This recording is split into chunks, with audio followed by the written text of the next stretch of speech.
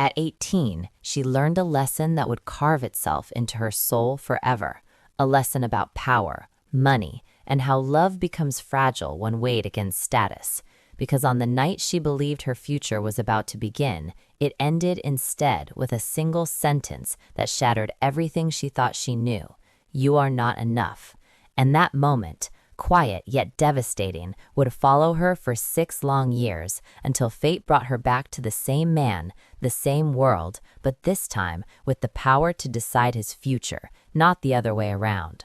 And as she stepped out of the black executive car in front of the towering glass headquarters of Callaway Industries, her heels clicking confidently against the marble steps, no one who looked at her now would ever guess that she was the same girl who once stood trembling outside a luxury hotel with tear-filled eyes and empty pockets, clutching dreams that were too fragile to survive reality. And yet, as Amelia Hart adjusted her tailored blazer and lifted her chin, the memories came rushing back uninvited, sharp and vivid, pulling her 6 years into the past, to a time when she was young, hopeful, and disastrously in love, back when she believed that love alone could overcome class, wealth, and expectations, back when she believed him when he said her smile mattered more than her background, and back when she trusted Ethan Callaway, the heir to one of the most powerful corporate empires in the country, with her heart, her future, and her belief that fairy tales could exist in the real world. Because at 18, Amelia didn't know that love spoken in secret often dissolves in daylight, and that truth revealed itself on the night she had finally gathered the courage to tell Ethan she wanted to build a life with him, a night when she wore the only elegant dress she owned, borrowed from a friend, standing among chandeliers and polished floors that reflected everything she wasn't, while the elite laughed effortlessly around her, and she waited, hopeful and terrified, believing he would choose her despite everything, but instead he chose silence first, then hesitation, and finally words that felt rehearsed, heavy, and final, words that spoke of responsibility, legacy, expectations, and timing, words that avoided the truth until she forced it out of him with shaking hands and a voice barely holding together. And that was when he looked at her, really looked at her, not with love, but with calculation, and told her that what they had was real, but not realistic, that he couldn't marry a girl who had nothing, that his family would never accept someone who couldn't contribute to his future, and that love, while meaningful, wasn't enough to build an empire. And Amelia remembered how the world had gone quiet in that moment, how her chest tightened as if the air had been stolen from her lungs, how embarrassment burned hotter than heartbreak as she realized everyone else had known this truth except her, and she remembered how she nodded, because pride was the only thing she had left, how she walked away without begging, without crying in front of him, even though every step felt like tearing herself apart. And she remembered standing alone outside the hotel afterward, the city lights blurring through tears she refused to wipe away, promising herself that if the world valued money over loyalty, then she would learn its rules and beat it at its own game. And 6 years later, that promise had shaped every decision she made, every sacrifice she endured, every night she studied instead of slept, every risk she took when fear told her to stop.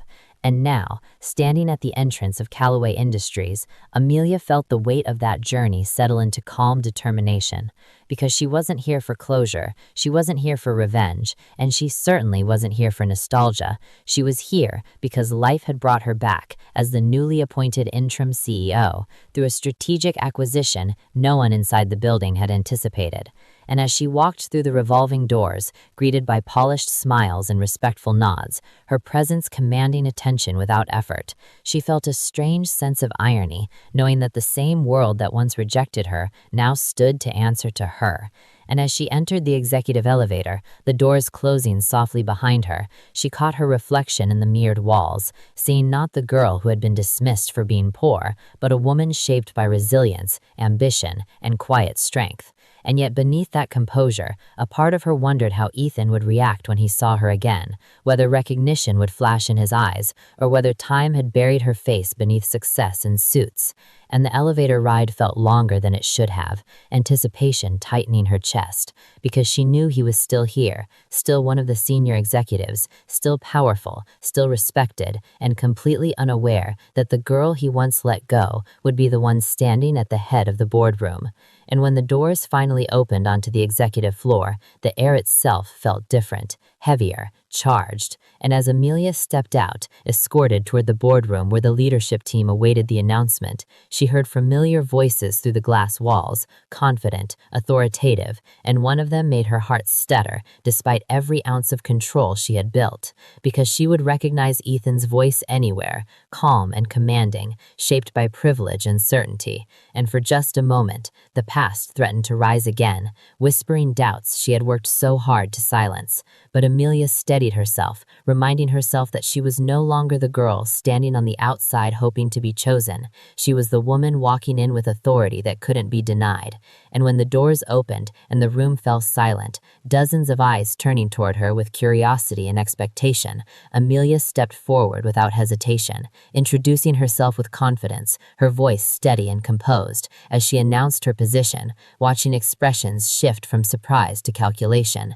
And then she saw him, sitting near the end of the table, frozen mid-movement, his face draining of color as recognition struck, disbelief flashing across his eyes before being masked by professionalism. And in that instant, everything changed, because the power dynamic had reversed completely, and while no one else in the room understood the significance of that moment, Amelia felt it settle like a quiet victory inside her chest. Not loud or cruel, but deeply satisfying, because she hadn't returned to prove him wrong. She had returned because she had outgrown the girl he once rejected.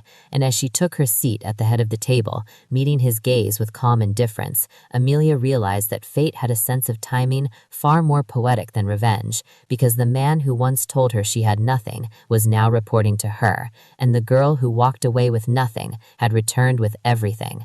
And as the meeting began and business replaced memory, Amelia knew that this was only the beginning, that the past had resurfaced not to weaken her, but to test whether healing, forgiveness, and love could exist after rejection. And somewhere beneath the polished surfaces and corporate titles, a story that once ended in heartbreak was quietly preparing to begin again, stronger, more complicated, and far more powerful than either of them had ever imagined.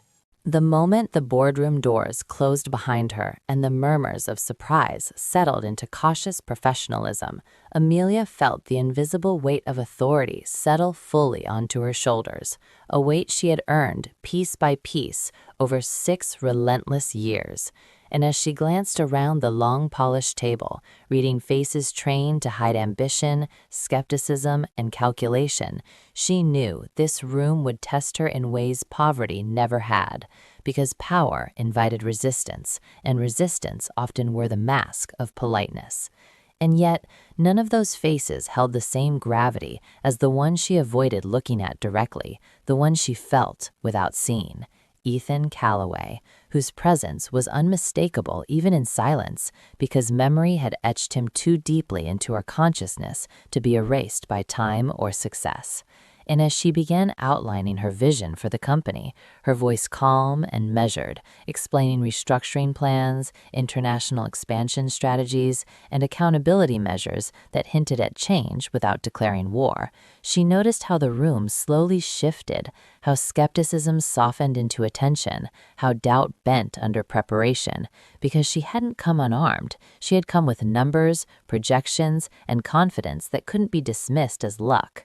And still, every few moments, she felt his gaze on her, sharp and searching, as if he were trying to reconcile the woman before him with the girl he had once known. And that gaze, heavy with questions he dared not ask, stirred something uneasy in her chest, because despite everything, she had never fully erased the part of herself that remembered the boy who used to laugh quietly beside her on subway rides, the boy who once swore he would find a way to make things work before choosing comfort over courage. And when the meeting finally adjourned, polite applause filling the room as executives stood and gathered their things, Amelia rose as well, nodding courteously, already preparing to leave before nostalgia could trap her. But fate, persistent and inconvenient, had other plans, because as she turned toward the exit, a familiar voice spoke her name softly, not formally, not professionally, but with the same careful hesitation she remembered from years ago, and that single sound froze her in place, because no matter how much time had passed, hearing Ethan say her name still carried the power to open old doors she had locked for survival. And slowly, deliberately, she turned to face him, her expression neutral, composed, giving him nothing, while inside, her heart beat just a fraction faster. And for a brief moment, neither of them spoke, the air between them heavy with unspoken history, until Ethan finally broke the silence, clearing his throat and addressing her with professional respect that felt both necessary and painfully distant, congratulating her on the position, remarking on her impressive rise, his words polished, but his eyes betraying shock, regret, and something dangerously close to admiration. And Amelia listened without interruption, nodding politely, resisting the urge to remind him that he had once believed she was incapable of standing where she now stood, because revenge spoken aloud often cheapened its impact, and she had learned that silence could be far more powerful. And when she finally responded, her voice steady and formal, thanking him and expressing confidence and working together productively, she watched his face tighten just slightly, as if he had hoped for something warmer, something personal, and that reaction confirmed what she already suspected, that while she had spent 6 years rebuilding herself, Ethan had spent those same years haunted by the choice he made. And yet guilt did not erase consequence, and Amelia refused to let sympathy weaken her resolve, because she remembered too clearly the nights she cried herself to sleep, the jobs she worked just to afford textbooks, the humiliation she swallowed while the world reminded her she didn't belong, and those memories strengthened her spine as she excused herself and walked away, heels echoing down the corridor, leaving Ethan standing behind her with words he no longer had the right to say. And as she entered her new office, a space overlooking the city she once struggled to survive in, Amelia allowed herself a quiet breath, absorbing the view, the silence, the sense of arrival, because this office wasn't just a promotion, it was proof that rejection had not defined her, determination had. And yet, even as she reviewed reports and signed documents, her thoughts drifted back to the look in Ethan's eyes, not the entitled dismissal she remembered, but something fractured, something human, and that unsettled her more than anger ever could, because anger was easier to control than unresolved affection. And later, that evening, as the building emptied and the city lights flickered on below, Amelia remained at her desk, finishing one last proposal, when a soft knock interrupted her focus, and without looking up, she invited the interruption, expecting an assistant or security. But when she lifted her gaze, she found Ethan standing in the doorway, his jacket draped over his arm, his posture less rigid than before, uncertainty visible in his expression. And instinctively, her defenses rose, because private conversations often reopened wounds she had spent years stitching closed. And yet something in his hesitation made her pause, because this was not a man trying to reclaim power, but one seeking understanding. And as he asked if he could speak with her for a moment, emphasizing that it was entirely professional, Amelia considered refusing, but ultimately gestured for him to enter, reminding herself that she no longer needed to fear him. And as he stepped inside, and the door closed softly behind him, the silence grew heavy again, filled with things neither of them knew how to address, until Ethan finally broke the silence, his voice lower, stripped of boardroom authority, admitting that he hadn't expected to see her again, let alone in this position, acknowledging that he had underestimated her, and those words, simple yet sincere, stirred something complicated inside her, because validation arriving years too late still carried weight, even if it couldn't undo the past. And when he apologized, not carefully, not defensively, but honestly, admitting that fear and family pressure had guided his choice, Amelia listened without interrupting, her expression unreadable, because she had imagined this moment countless times, imagined shouting, crying, demanding explanations, and yet now that it was here, she found herself strangely calm, because time had already delivered its verdict. And after a long pause, she responded not with forgiveness or condemnation, but with truth, telling him that his rejection hurt deeply, but it also forced her to grow, to rely on herself, to build a life she was proud of, and that while she didn't hate him, she no longer needed his approval. And those words seemed to strike him harder than anger ever could, because they reminded him that love lost through fear could not be reclaimed through regret alone. And as he nodded, accepting that boundary, Amelia felt a quiet sense of closure settle over her, not complete, not final, but enough to breathe. And when he turned to leave, thanking her for listening, she watched him go with a mixture of resolve and uncertainty, because although she had returned stronger, the past had not finished testing her. And as the door closed and she stood alone again, Amelia understood that power could change circumstances, but it could not erase history. And the real challenge ahead would not be corporate dominance, but navigating the fragile space between who they had been and who they had become. Because sometimes the hardest battles were not fought in boardrooms, but within the quiet moments where memory, ambition, and unresolved love collided. The days that followed Amelia's appointment unfolded with a calculated intensity that left little room for reflection, because leadership demanded momentum, and momentum required decisiveness. And as she immersed herself in strategy meetings, financial reviews, and one-on-one evaluations with department heads, she quickly realized that while her authority was respected on paper, it would be tested relentlessly in practice, especially by those who had built their careers under the old hierarchy and resented sudden change. And yet Amelia met every challenge with quiet confidence, dismantling resistance not through force, but through preparation, because she understood something many executives never learned, that competence disarmed opposition faster than ego ever could. And Ethan watched all of this from a careful distance, observing how effortlessly she commanded the room, how executives leaned in when she spoke, how decisions that once required endless debate now moved forward with clarity. And the more he observed her, the more the image he had held of her in his mind fractured, replaced by a woman shaped by resilience rather than circumstance. And that realization stirred a complex mix of pride and regret inside him, because while he admired what she had become, he couldn't escape the truth that his rejection had played a role in her transformation, and that knowledge weighed heavier with each passing day.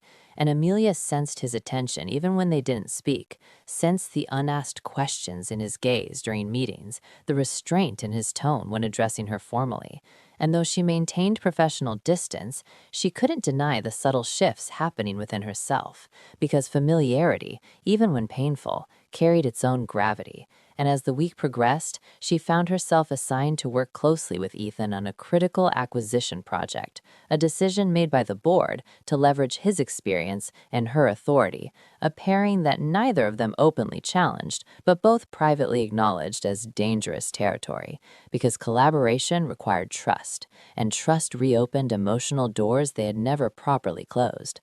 And their first working session took place late one evening in a conference room overlooking the city, papers spread across the table, data glowing on screens, and silence punctuated only by the distant hum of traffic below.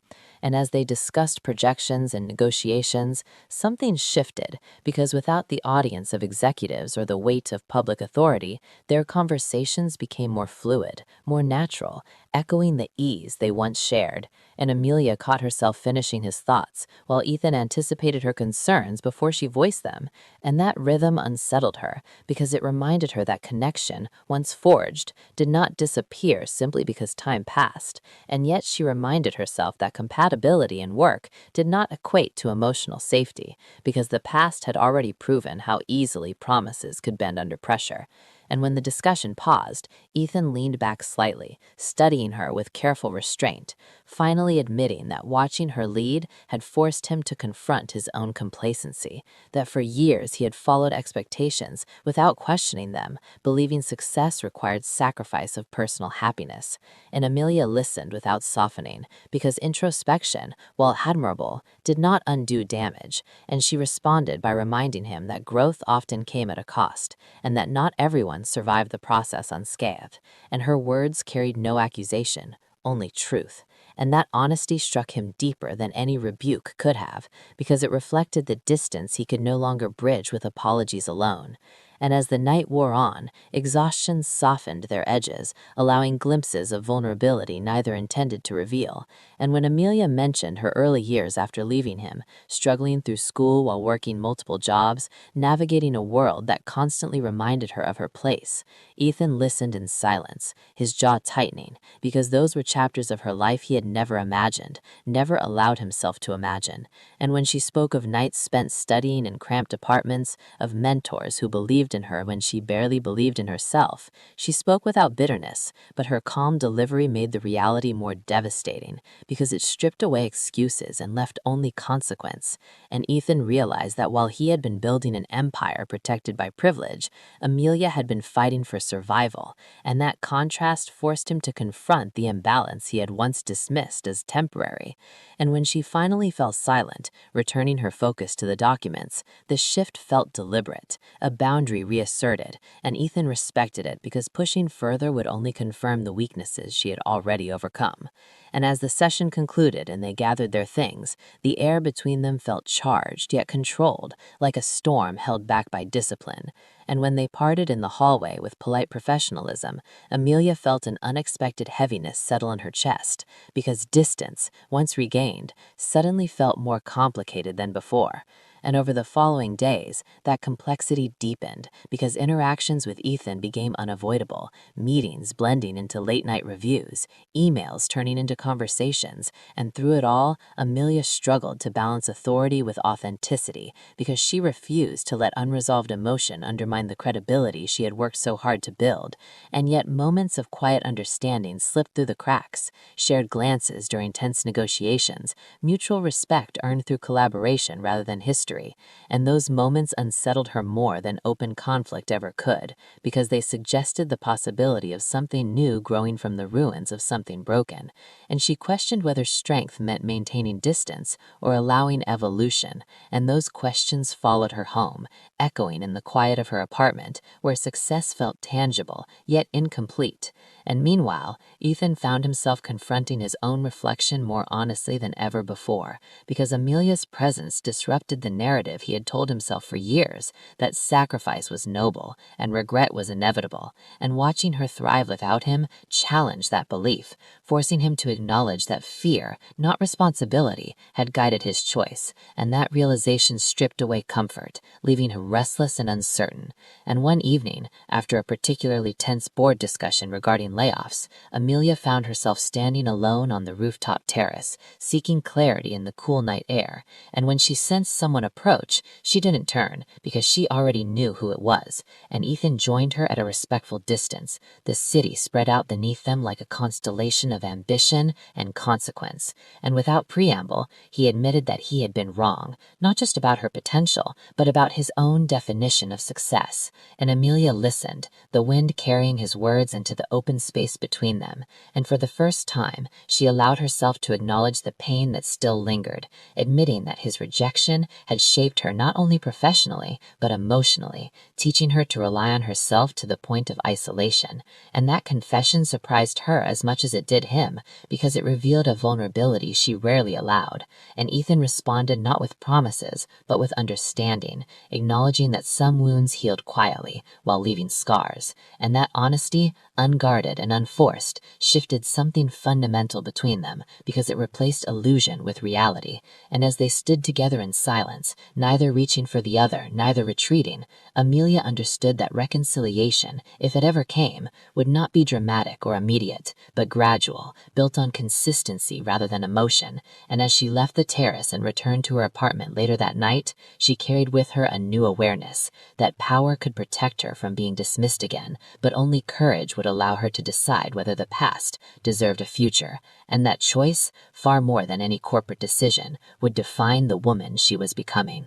The morning after the rooftop conversation arrived with a deceptive calm, sunlight spilling through Amelia's apartment windows as if nothing significant had shifted.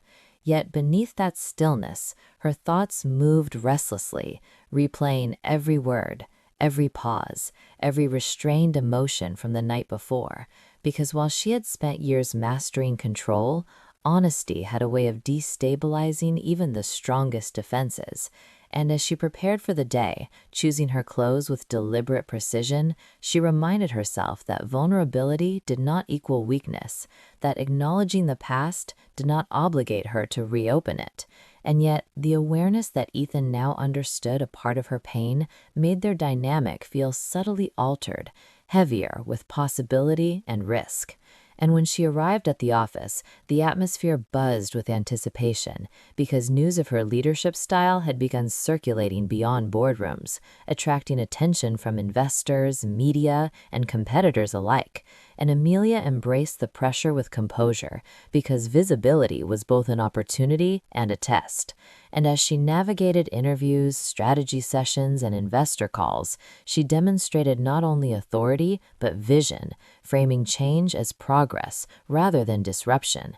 And Ethan, watching from within the machine he once controlled unquestioningly, found himself increasingly aligned with her approach because her leadership emphasized sustainability over optics, people over short-term gains, and that philosophy resonated with doubts he had long suppressed. And yet, alignment bred proximity, and proximity intensified emotion, and by midweek, their collaboration reached a new level of intensity as the acquisition project entered a critical phase, requiring long hours, rapid decisions, and absolute trust. And late one evening, as rain streaked against the glass walls of the executive floor, Amelia and Ethan found themselves alone in the conference room again, tension humming beneath professionalism. And as they debated a clause that could determine the future of thousands of employees, their voices sharpened, not from hostility, but from passion, because both cared deeply about the outcome. And when Amelia insisted on protecting lower-level workers despite potential backlash, Ethan challenged her on feasibility. And for a moment, frustration flared, old patterns threatening to surface. But instead of retreating, Amelia held her ground, articulating her reasoning with clarity and conviction. And Ethan listened, truly listened. And in that moment, something fractured inside him, because he realized that 6 years ago, he had not lacked love for her. He had lacked courage to stand beside someone who challenged him. And that recognition humbled him more than any professional failure ever had. And when he conceded, agreeing to revise the clause, Amelia felt a surge of respect rather than triumph, because compromise earned through understanding carried far more weight than victory imposed through power. And as the night deepened and exhaustion softened their edges, they shared coffee and quiet conversation, drifting from business into reflections on ambition, identity, and the cost of choices made too young under too much pressure. And Amelia spoke of how success had become both armor and isolation, how trust did not come easily anymore, and Ethan admitted that privilege had insulated him from consequences until it no longer could. And those admissions created a fragile bridge between them, not built on romance, but on shared accountability. And yet, even as connection deepened, Amelia remained cautious because history had taught her that insight did not always translate to change.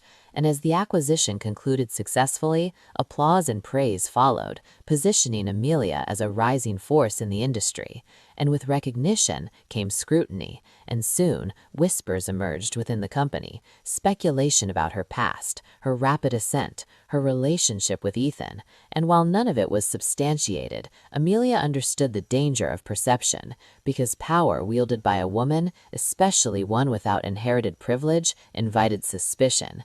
And she addressed it head-on, reinforcing boundaries, insisting on transparency, and publicly crediting teams rather than individuals. And Ethan supported her visibly, aligning himself with her leadership without claiming proximity. And that solidarity spoke louder than words, signaling respect rather than entitlement. And yet, outside the office, tensions simmered because avoidance could not last forever. And when Ethan invited Amelia to a formal industry gala as colleagues representing the company, she hesitated because public spaces carried memories of the night she had been dismissed, and the thought of standing beside him under chandeliers again stirred old insecurities she believed she had outgrown. But after careful consideration, she accepted, not because of him, but because she refused to allow the past to dictate her present.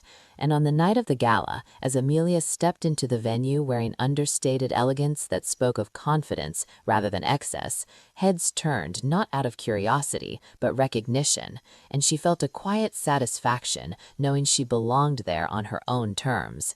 And when Ethan joined her, offering his arm with respectful distance, their interaction drew attention not because of scandal, but because of balance, two equals navigating a world that once favored one over the other. And throughout the evening, they engaged with industry leaders, discussing strategy and innovation, and Amelia noticed how Ethan deferred to her insight without hesitation, reinforcing her authority naturally. And that gesture, subtle yet deliberate, stirred something unexpected within her, because it demonstrated growth, not performative, but practiced. And yet, as the night progressed, an encounter with an old acquaintance threatened to unravel her composure, because a former classmate, now married into wealth, recognized her and casually referenced her past with Ethan, implying that her success was somehow connected to him.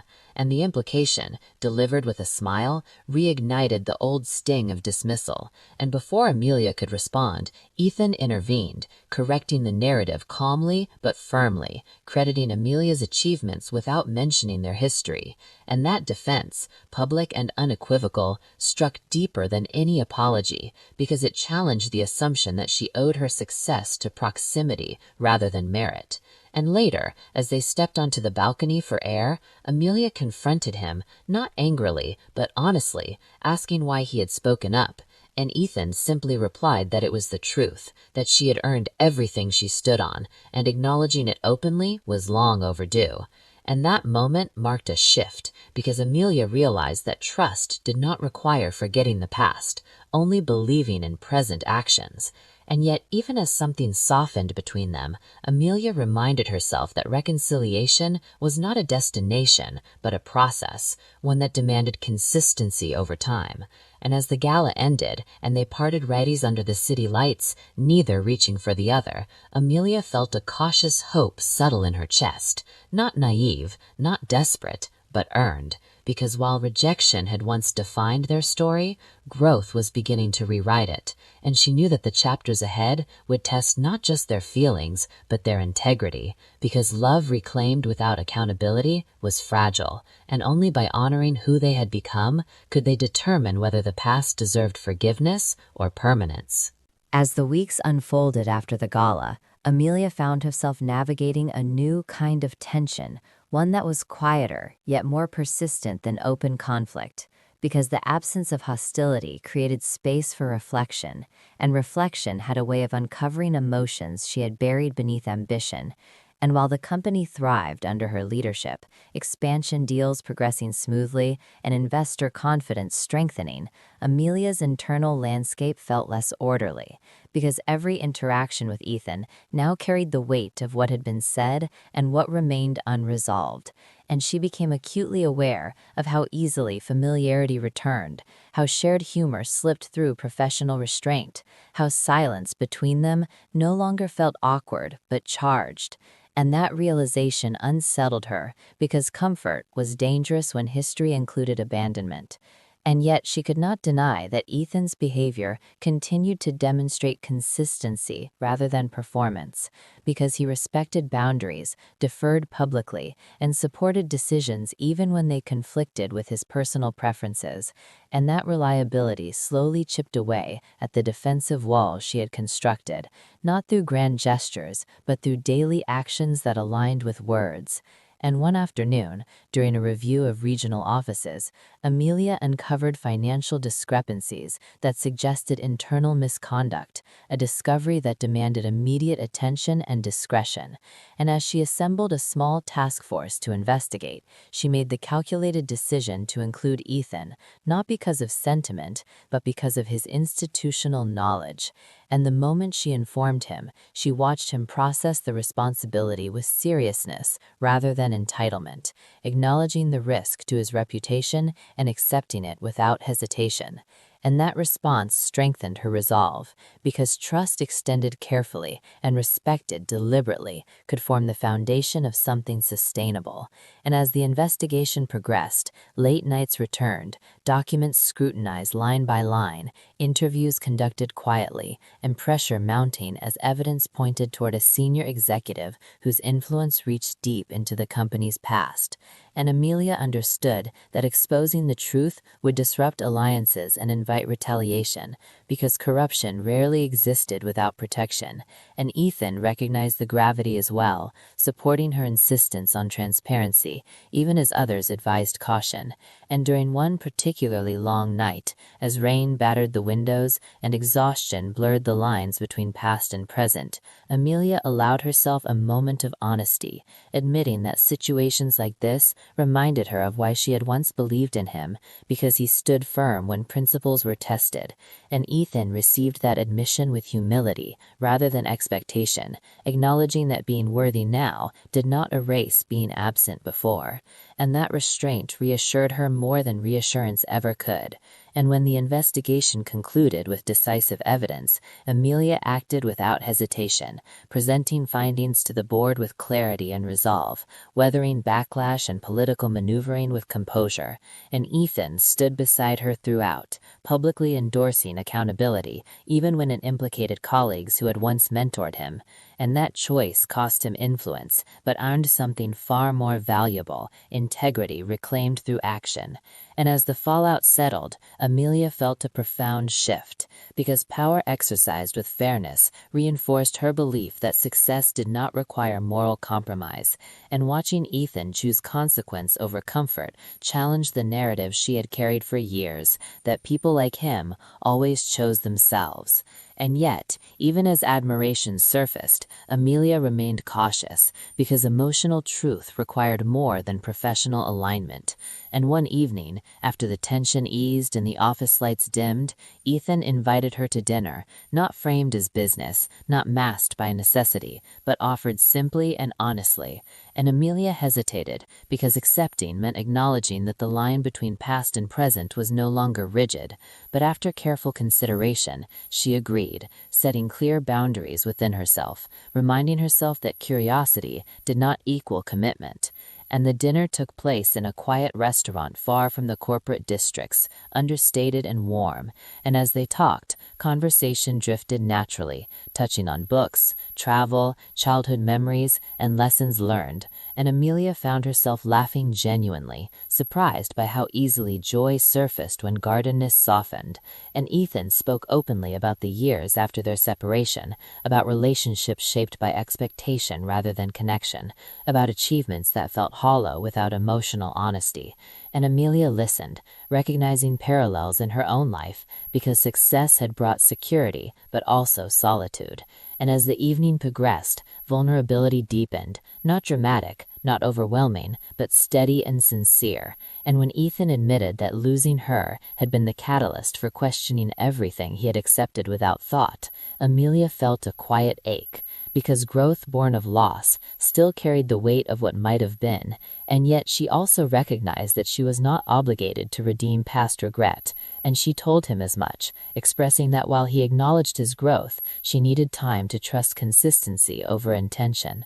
And Ethan accepted that boundary without protest, and that acceptance, gentle and unforced, settled something within her, because it demonstrated respect rather than urgency.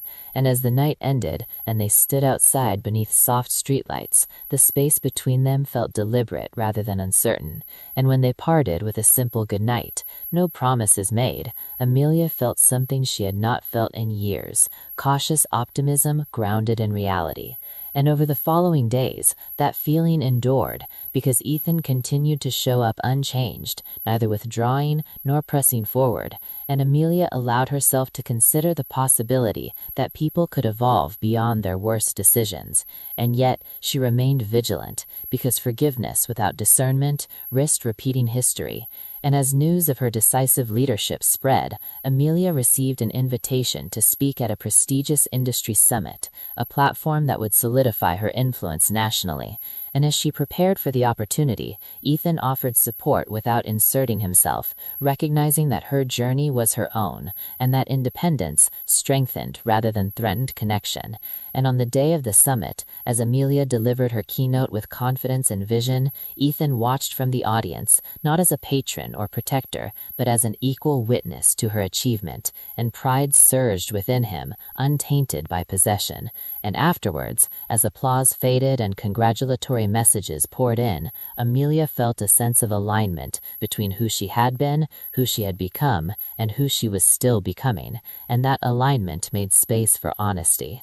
And later that night, as she reflected alone, she acknowledged that love, when stripped of illusion and entitlement, could exist alongside strength rather than in opposition. And while the past could never be rewritten, the future remained unwritten, shaped not by rejection or revenge, but by deliberate choice.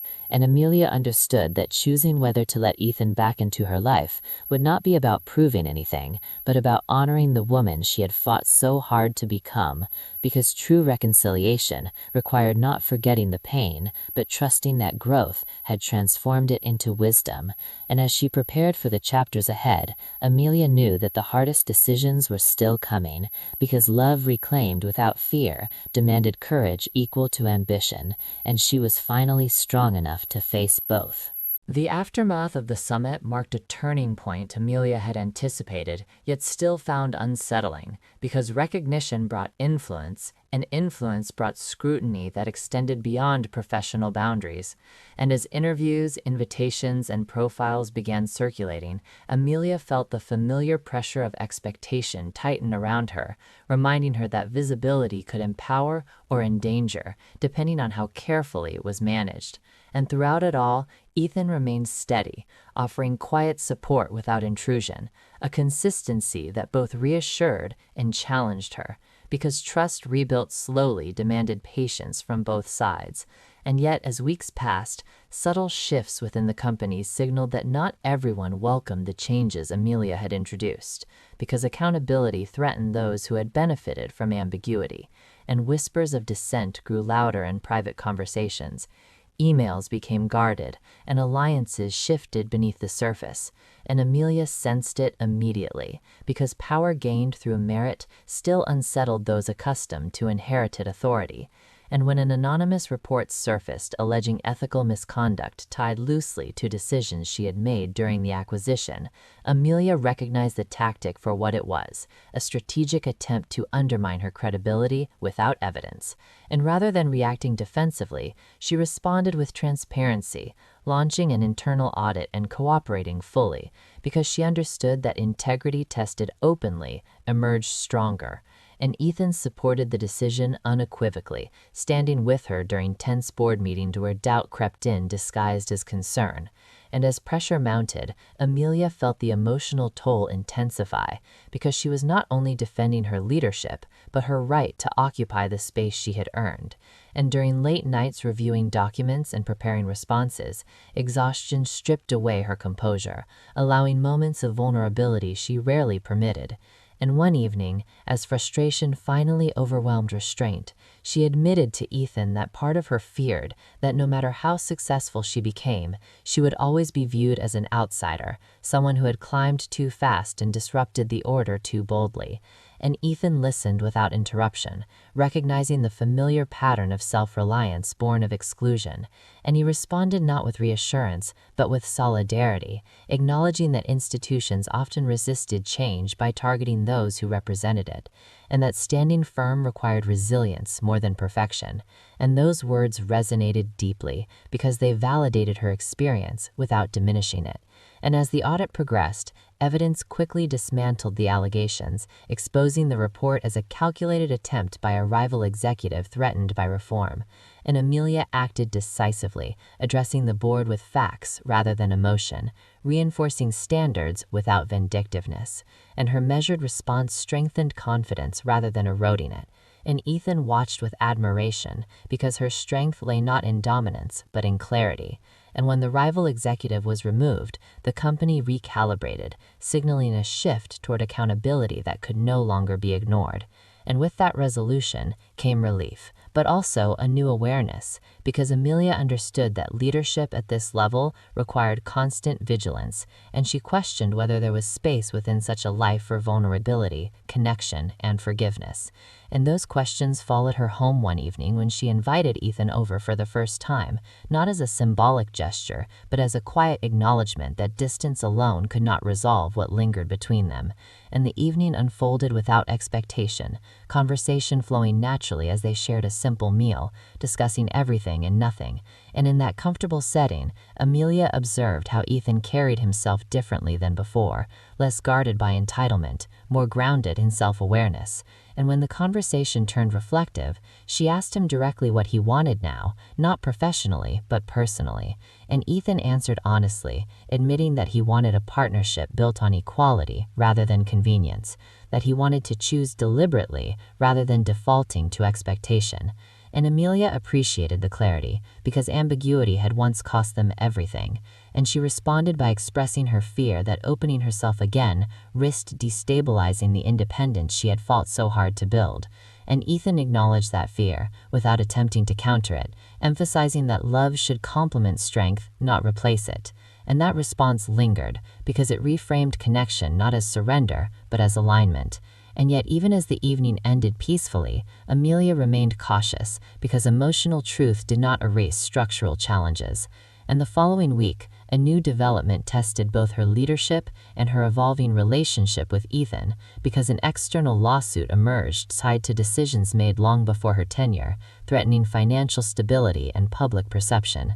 And as legal teams mobilized and crisis management protocols activated, Amelia found herself once again under pressure to perform flawlessly. And Ethan stepped into the role of collaborator rather than protector, offering insight without dominance. And together they navigated the crisis with strategic precision, demonstrating unity without dependency. And through that shared challenge, trust deepened not through words, but through action. And one late night, after a grueling negotiation call, Amelia found herself emotionally depleted, admitting that despite her success, she often felt alone at the top, because power isolated as much as it elevated. And Ethan acknowledged his own loneliness, confessing that privilege had insulated him from authentic connection until loss forced reflection, and that shared vulnerability bridged a distance that professionalism had maintained. And as silence settled between them, comfortable and unforced, Amelia realized that reconciliation did not require erasing the past, only honoring growth. And yet, even as the evening ended peacefully, Amelia remained cautious, because emotional truth did not erase structural challenges. And the following week, a new development tested both her leadership and her evolving relationship with Ethan, because an external lawsuit emerged tied to decisions made long before her tenure, threatening financial stability and public perception. And as legal teams mobilized and crisis management protocols activated, Amelia found herself once again under pressure to perform flawlessly. And Ethan stepped into the role of collaborator rather than protector, offering insight without dominance. And together they navigated the crisis with strategic precision, demonstrating unity without dependency. And through that shared challenge, trust deepened not through words, but through action. And one late night, after a grueling negotiation call, Amelia found herself emotionally depleted, admitting that despite her success, she often felt alone at the top, because power isolated as much as it elevated. And Ethan acknowledged his own loneliness, confessing that privilege had insulated him from authentic connection until loss forced reflection, and that shared vulnerability bridged a distance that professionalism had maintained. And as silence settled between them, comfortable and unforced, Amelia realized that reconciliation did not require erasing the past, only honoring growth. And yet, even as the evening ended peacefully, Amelia remained cautious, because emotional truth did not erase structural challenges.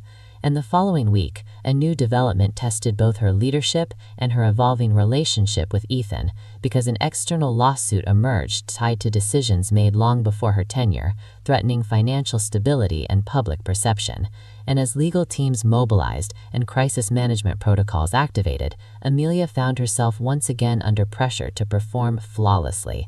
And Ethan stepped into the role of collaborator rather than protector, offering insight without dominance. And together they navigated the crisis with strategic precision, demonstrating unity without dependency.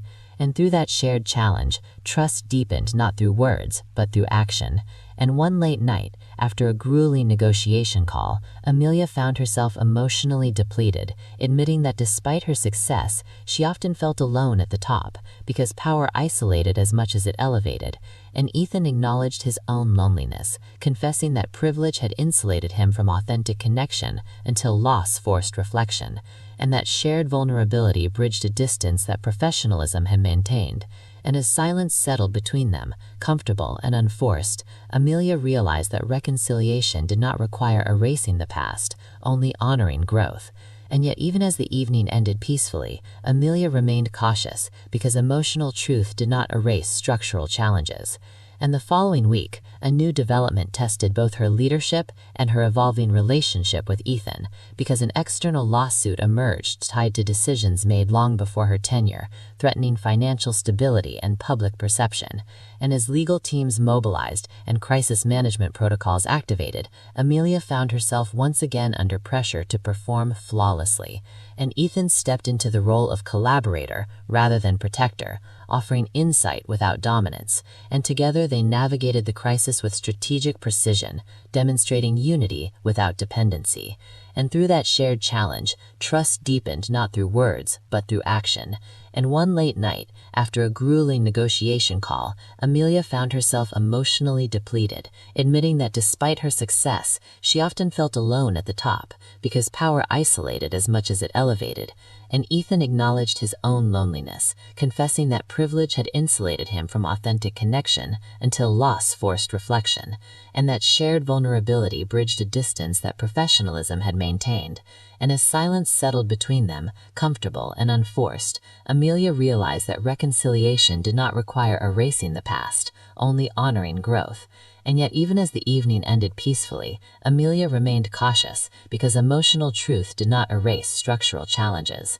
And the following week, a new development tested both her leadership and her evolving relationship with Ethan, because an external lawsuit emerged tied to decisions made long before her tenure, threatening financial stability and public perception. And as legal teams mobilized and crisis management protocols activated, Amelia found herself once again under. As stability returned to the company after the legal storm, Amelia noticed an unexpected shift within herself, because while she had always thrived under pressure, calm left room for emotions she had learned to silence, and in that quiet space, her feelings toward Ethan grew harder to ignore, not because they were overwhelming, but because they were steady, consistent, and grounded in shared experience rather than nostalgia. And she found herself observing him more closely, noticing how he handled setbacks without defensiveness, how he deferred credit to teams rather than claiming it, how his presence no longer felt like a reminder of loss, but a reflection of growth. And that realization unsettled her, because it challenged the narrative she had carried for years, that people rarely changed in ways that mattered. And yet, even as connection deepened, Amelia remained acutely aware of the imbalance their history created, because reconciliation carried the risk of rewriting the past without accountability, and she refused to allow love to soften boundaries she had built for survival. And as the company prepared for a major international expansion, requiring Amelia to travel frequently and make decisions with long-term impact, she confronted the reality that leadership demanded sacrifice, and she questioned whether there was space in such a life for intimacy without compromise. And Ethan sensed that distance growing, not because she withdrew emotionally, but because she guarded herself more carefully. And rather than pressing her, he chose patience, focusing on collaboration rather than pursuit.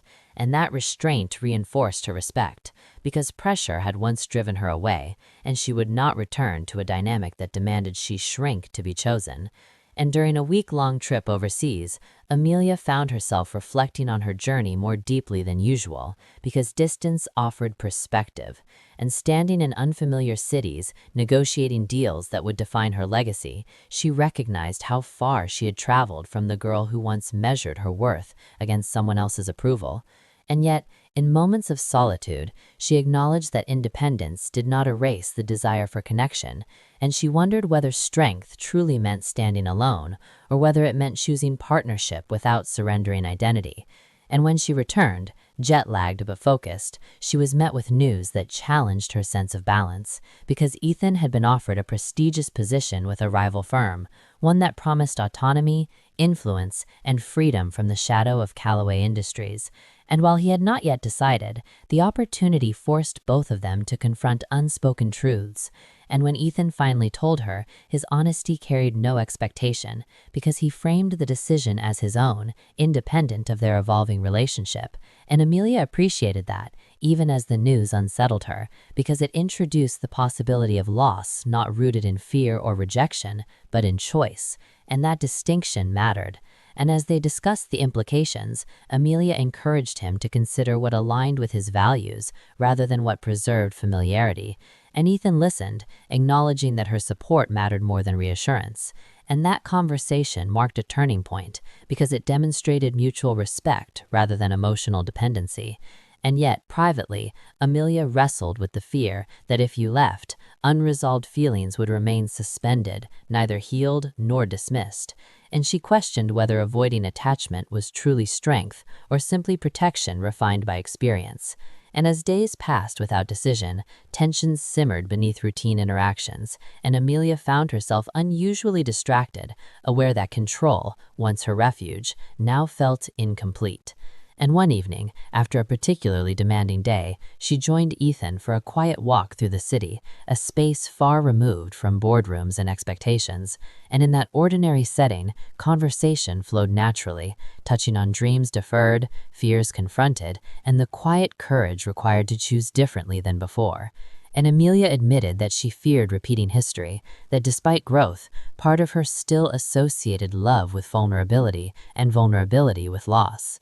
And Ethan responded by acknowledging his own fear that choosing differently now did not guarantee a better outcome, but refusing to choose guaranteed stagnation. And those words lingered because they reframed risk as opportunity rather than threat. And as they walked, Amelia realized that what frightened her most was not losing him, but allowing herself to hope without certainty. And that fear, subtle yet persistent, mirrored the fear that had once guided Ethan's rejection. And recognizing that parallel unsettled her deeply, because she refused to become the person who chose safety over authenticity. And in the days that followed, Amelia reflected on that realization, questioning whether her caution had begun to resemble avoidance. And she understood that growth required confronting discomfort rather than rationalizing it. And when Ethan informed her that he had declined the external offer, choosing to stay not because of obligation, but because he believed in the direction they were building together, Amelia felt a mixture of relief and responsibility, because choice carried consequence, and she confronted him honestly, asking whether his decision was influenced by her. And Ethan responded that while their connection mattered, the decision aligned with his values, and that honesty reassured her, because it affirmed autonomy rather than sacrifice. And still, Amelia recognized that emotional clarity demanded action, and one evening, after a long day, she invited Ethan to join her for dinner again, not as colleagues navigating ambiguity, but as two people willing to address what lingered between them. And as they talked, she admitted that she cared for him, not because of the past, but because of who he had become, and she emphasized that any future between them would require equality, transparency, and the freedom to walk away without fear. And Ethan accepted those terms without hesitation, expressing that he wanted partnership defined by choice rather than convenience. And that mutual understanding shifted something fundamental, because it replaced uncertainty with intention. And yet, even as they acknowledged connection, Amelia insisted on patience, because rebuilding trust required time. And Ethan agreed, understanding that reconciliation was not a moment but a process. And as they shared that quiet understanding, Amelia felt a sense of alignment return, because realizing that protecting herself did not require emotional distance, only discernment, and that love, when approached deliberately, could coexist with independence rather than threaten it. And as the night ended, Amelia reflected on how far she had come, recognizing that rejection had once taught her survival, but growth now demanded courage. And as she prepared for the next chapter of her life, Amelia understood that the greatest test ahead would not be external opposition or corporate power struggles, but the willingness to choose connection without abandoning self. And for the first time, she felt ready to face that challenge with clarity rather than fear. The acknowledgement of mutual feelings did not simplify Amelia's life as she had once imagined love might. Instead, it introduced a new layer of responsibility because intention demanded consistency, and consistency required courage in moments when retreat felt safer. And as she resumed her routine, balancing leadership with personal awareness, she found herself evaluating not just decisions, but motivations, questioning whether her instincts were guided by clarity or caution disguised as control. And Ethan, aware of the delicacy of this phase, remained deliberate in his actions, neither advancing nor withdrawing, allowing space for trust to form without pressure. And that restraint continued to earn Amelia's respect because it demonstrated a shift from the man who once retreated under expectation to one who now remained present under uncertainty. And as the company prepared for a high-stakes shareholder meeting that would determine long-term strategic direction, Amelia faced renewed scrutiny because success often intensified resistance rather than silencing it, and dissent resurfaced in subtle forms, whispers questioning her decisiveness, her background, her rapid ascent, and she recognized the familiar undercurrent of bias that followed women in power, particularly those without inherited status. And rather than allowing frustration to surface, she prepared meticulously, refining projections, anticipating objections, and reinforcing alliances. And Ethan supported her behind the scenes, offering insight without overshadowing, reinforcing that leadership was not about dominance, but cohesion. And as the meeting approached, Amelia felt the familiar weight of expectations settle. But this time, it was accompanied by something new, a quiet assurance that she was no longer navigating pressure alone. And that realization did not weaken her resolve, it strengthened it, because partnership, when chosen freely, amplified strength rather than diminished it. And the day of the meeting arrived with controlled tension, the boardroom filled with anticipation as shareholders gathered, and Amelia delivered her presentation with clarity and confidence, articulating a vision that balanced growth with responsibility. And as questions arose, challenging and pointed, she responded calmly, addressing concerns without defensiveness. And Ethan observed from his seat, recognizing the transformation not only in her authority, but in her composure, because she no longer felt compelled to prove worth through perfection. And when the vote concluded, with overwhelming support for her strategy, relief and validation washed through the room, and Amelia felt a quiet satisfaction because the victory belonged not to her alone, but to the resilience that had carried her here. And afterward, as congratulations echoed and formalities concluded, Amelia and Ethan shared a brief moment of shared relief, a glance that acknowledged both the triumph and the journey behind it. And yet, even as success affirmed her position, it also brought personal decisions into sharper focus, because stability at work left no distractions from emotional truth. And later that evening, as Amelia returned home, she reflected on the path she had taken, recognizing that power had once been her shield, but now authenticity demanded a different kind of strength. And she invited Ethan over again, not to revisit feelings already acknowledged, but to address the future with clarity rather than assumption. And as they sat together, the conversation unfolded with honesty, touching on boundaries, expectations, and fears. And Amelia expressed her concern that blending personal and professional lives carried risks she could not ignore, because credibility hard won could be undermined by perception. And Ethan acknowledged that reality, emphasizing discretion and integrity mattered as much to him as connection. And that understanding eased her hesitation because it demonstrated respect for her autonomy and the position she occupied. And yet Amelia also admitted that part of her feared losing herself in compromise, that she had built her identity through independence, and she worried that partnership might blur that clarity. And Ethan responded by affirming that he admired her independence, that he had no desire to diminish it, and that partnership should enhance rather than replace. And those words resonated deeply because they aligned with the values she had forged through experience rather than idealism. And as the evening progressed, vulnerability deepened, not through grand declarations, but through shared reflection. And Amelia realized that reconciliation did not mean returning to who they had been, but choosing who they wanted to become. And that distinction mattered because it reframed love not as nostalgia, but evolution. And still, uncertainty lingered because trust rebuilt slowly required patience and consistency. And Amelia communicated that need openly, emphasizing that time, not intensity, would determine the future. And Ethan accepted that without hesitation, understanding that trust earned gradually endured longer than trust demanded prematurely. And in the days that followed, their relationship settled into a rhythm defined by intention rather than urgency, moments of connection balanced by independence. And Amelia found herself reassured by the absence of pressure because it allowed space for authenticity to emerge naturally. And yet, external challenges persisted because leadership invited constant evaluation, and when a critical media profile surfaced, highlighting Amelia's rise while subtly questioning her associations, she confronted the narrative head-on, granting an interview that focused on vision, values, and accountability, refusing to allow speculation to define her story.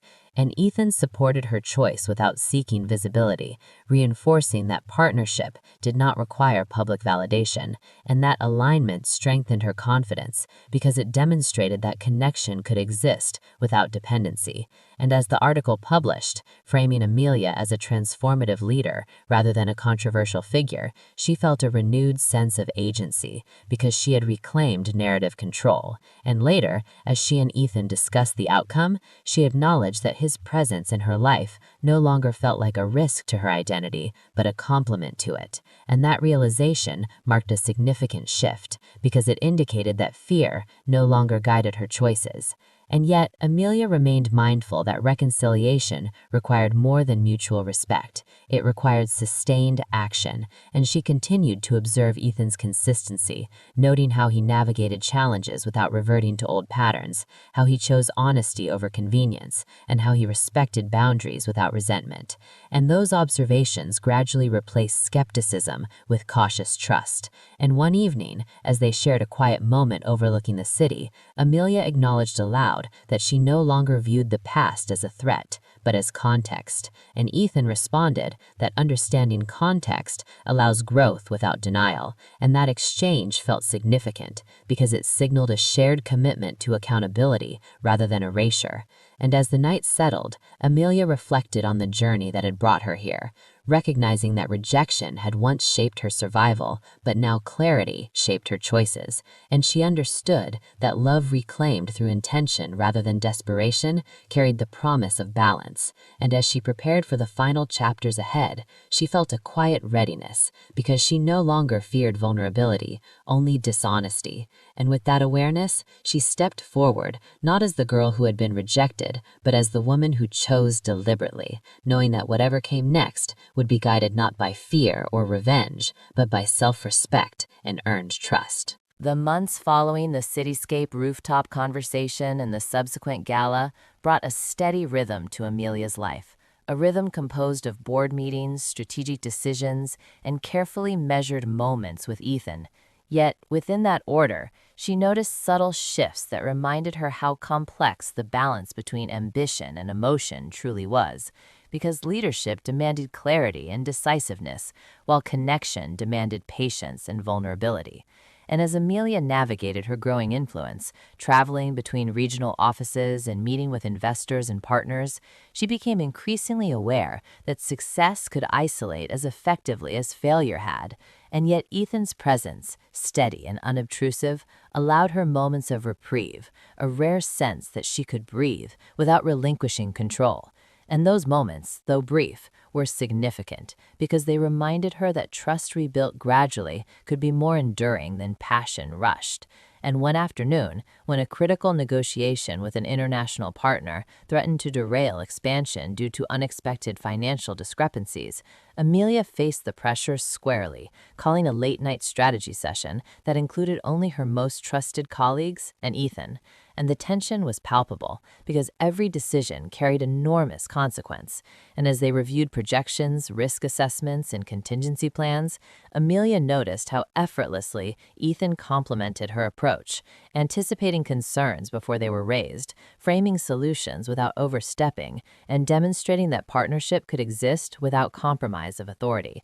And that realization unsettled her as much as it reassured her, because it reminded her that mutual respect was rare and yet possible.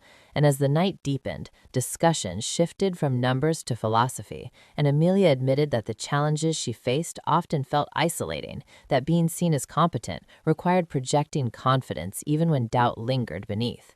And Ethan listened without interruption, acknowledging the weight of responsibility while refusing to diminish her achievements. And that response, patient and grounded, reinforced her understanding that reconciliation did not demand submission, only honesty. And as they worked into the early hours, finalizing the strategy that would secure the deal, Amelia found herself reflecting not just on the partnership in business, but the partnership forming between them in life.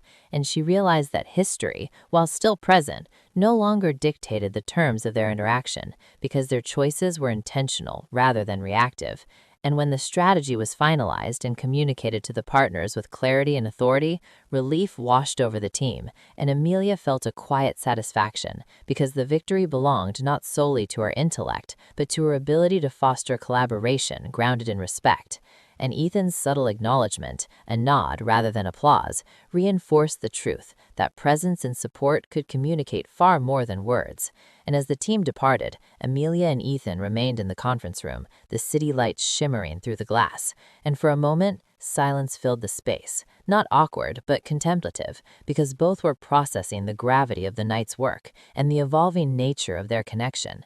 And Amelia admitted aloud that she had never imagined that a professional relationship could intersect with personal understanding so seamlessly. And Ethan responded by acknowledging that trust earned slowly often carried a weight far greater than affection declared prematurely. And that statement resonated because it reframed patience not as distance, but as intentional care. And as days passed, that understanding translated into behavior, with both maintaining boundaries while allowing proximity, humor, and quiet conversation to exist naturally. And Amelia recognized that consistency was shaping her comfort more than any single moment of charm or vulnerability could. And yet, even as equilibrium returned, external pressures persisted because leadership at her level attracted scrutiny and challenge. And when a key investor raised concerns about transparency in financial reporting, Amelia approached the situation directly, reviewing every figure, providing detailed documentation, and engaging in open dialogue with the board, demonstrating not defensiveness, but clarity. And Ethan's support remained unobtrusive, yet present, reinforcing her authority through alignment rather than intervention. And that dynamic reminded Amelia that equality in partnership meant being seen, not shadowed. And as the investor concerns were resolved, confidence in her leadership grew, as did the subtle respect among colleagues who had once doubted her. And in quiet reflection that evening, Amelia considered the transformation she had undergone, from a young woman dismissed for lack of privilege to a CEO commanding attention through intelligence, strategy, and measured authority. And she acknowledged that each challenge had honed resilience, sharpened discernment, and clarified priorities. And alongside that realization, she considered her evolving connection with Ethan, recognizing that what had once been loss had now become deliberate choice. And that recognition carried its own weight, because intentional relationships demanded honesty, accountability, and courage. And one night, after a particularly grueling week, Amelia invited Ethan to a private dinner at her apartment, not framed as business, but as an opportunity to explore the space between them without distraction. And as they spoke over the simple meal, conversation meandered through reflection, fear, and aspiration, and Amelia admitted that she had feared vulnerability, that independence had once been her shield against rejection and expectation. And Ethan responded with transparency of his own, sharing his fears about repeating patterns, his awareness of past mistakes, and his commitment to act differently.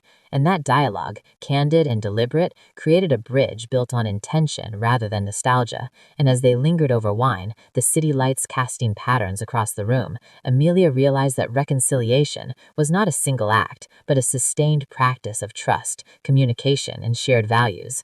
And while desire existed, it was grounded in respect rather than urgency, and that balance allowed her to enjoy intimacy without compromising independence.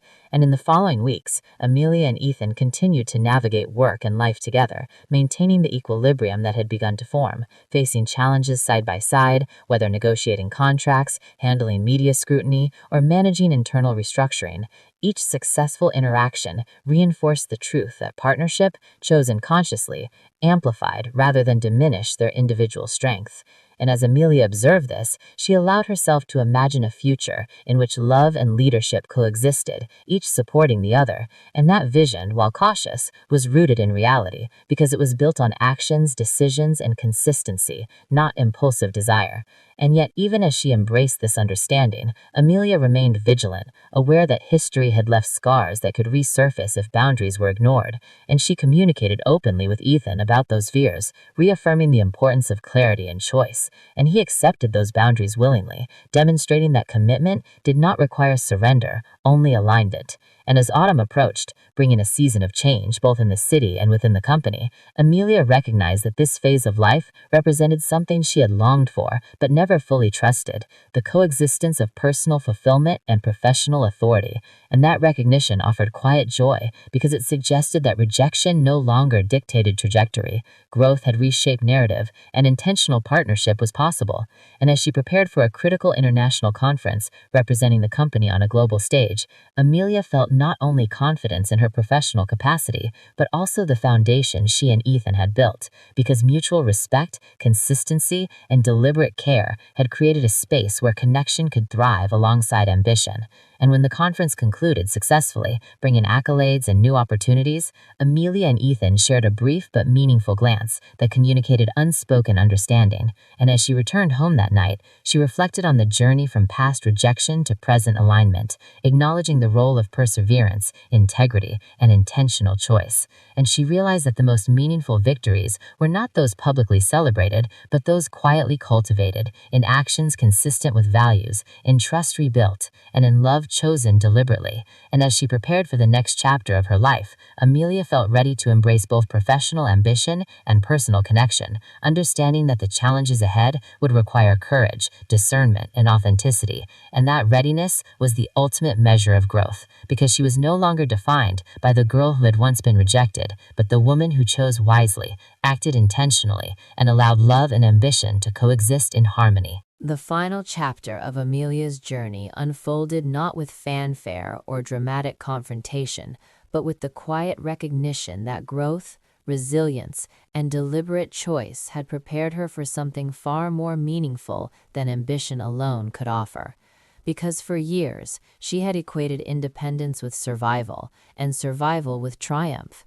Yet now she understood that fulfillment required not just achievement, but connection, and that connection demanded honesty, patience, and courage. And as she arrived at the company headquarters that morning, the hum of activity beneath the polished glass and steel reminded her of how far she had come, from the young woman dismissed for lack of privilege to the CEO commanding attention and respect.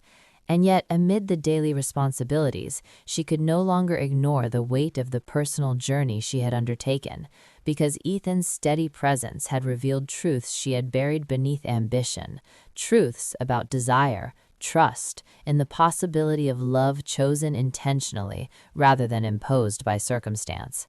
And as she prepared for a crucial board meeting that would finalize a major merger, she felt the familiar pressure, tempered now by the knowledge that she did not face challenges alone. And when Ethan entered the boardroom to brief the team on integration strategy, their eyes met across the room, a subtle acknowledgement of shared history, respect, and unspoken understanding. And Amelia felt a warmth that was not weakness, but recognition that partnership could coexist with independence. And throughout the meeting, as negotiations unfolded and critical decisions were made, their collaboration flowed naturally, seamless, each anticipating the other's concerns without overstepping, a rhythm born of years of shared experience and intentional alignment. And as the meeting concluded successfully, with unanimous board approval and investor confidence reaffirmed, Amelia and Ethan stepped into the quiet of the executive lounge, both aware that the moment called not for celebration, but reflection. Because their personal journey had reached a turning point that mirrored the professional victory they had achieved together. And Ethan spoke first, expressing admiration not just for her leadership, but for the integrity with which she had navigated every challenge, the resilience she had cultivated, and the courage she had displayed in embracing both power and vulnerability. And Amelia listened, recognizing that the acknowledgement carried weight not as flattery, but as genuine recognition. And she responded with honesty, admitting that she had feared allowing connection to grow alongside independence, that for years, trust had seemed impossible because the risk of loss had outweighed the reward.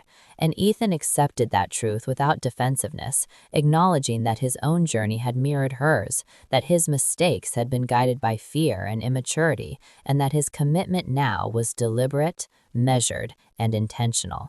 And that conversation, candid and grounded, created a space neither had ever occupied before, where past mistakes were not erased but reframed, and where choice replaced obligation.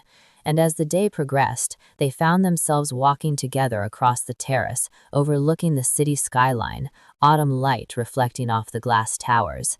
And in that ordinary, yet profound moment, Amelia realized that the barriers between them had dissolved, not through declarations of love, but through the accumulation of honesty, patience, and mutual respect. And she understood that reconciliation required this deliberate pace, because rushed emotion cannot withstand the scrutiny of experience. And Ethan, sensing her reflection, took her hand with careful gentleness, a gesture neither demanding nor hesitant. And in that touch, Amelia felt the full weight of what they had survived, the distance they had navigated, and the deliberate choices that had brought them here. And she allowed herself to smile, quietly, because it signaled trust without surrender, hope without naivete, and desire grounded in reality rather than nostalgia. And as they walked side by side, conversation drifted naturally, recalling challenges, triumphs, and moments of vulnerability shared along the journey. And with each word, Amelia recognized that the intimacy she felt was not rooted in old longing, but in mutual recognition of growth, resilience, and intentional choice. And as evening fell and city lights twinkled below, Ethan paused, turning to face her fully, and spoke with the calm conviction that had defined his approach for months, acknowledging that he had loved her in the past, faltered in the choices he made, but now wished to love her fully, deliberately, and on equal footing. And Amelia, feeling the culmination of years of struggle, reflection, and understanding, responded not with hesitation, but with acceptance, recognizing that love reclaimed through intention was not a return to old patterns, but the creation of something new, balanced, and enduring. And in that shared acknowledgement, they embraced, a quiet yet profound gesture that conveyed forgiveness, desire, and alignment. And in that embrace, Amelia realized that the rejection of her youth, the challenges of her rise, and the scrutiny she had faced were all chapters that had prepared her for this exact moment, and that the strength she had cultivated was not diminished by love, but complemented by it. And as the night deepened, they remained together on the terrace, hands intertwined, speaking softly, laughing quietly, and reflecting on how far they had come. And in those moments, Amelia understood that the greatest victories were not professional accolades or public recognition, but the ability to choose connection without compromising self, to trust deliberately, and to embrace love that respected both freedom and commitment. And Ethan, looking at her with a mixture of pride, admiration, and affection, acknowledged that the journey they had shared, though though fraught with mistakes, lessons, and distance, had now brought them to a place where reconciliation was not just possible, but inevitable. And Amelia, feeling the culmination of years of growth, allowed herself to lean into that trust fully, knowing that the woman she had become was capable of holding love and ambition in harmony. And as they stood together under the night sky, the city lights reflecting their intertwined journey, Amelia realized that rejection had once defined her story, but resilience, clarity, and deliberate choice had rewritten it, allowing her to embrace a future in which love and success existed not in opposition, but in complement. And with that understanding, she felt a sense of peace and anticipation for what lay ahead, because she was no longer the girl defined by absence, but the woman who chose presence. And together, hand in hand, they stepped forward into the next chapter of life, not as separate entities navigating power and emotion, but as equals, partners, and lovers, ready to build a life founded on trust, mutual respect, and intentional love, a reconciliation long overdue, yet perfectly timed.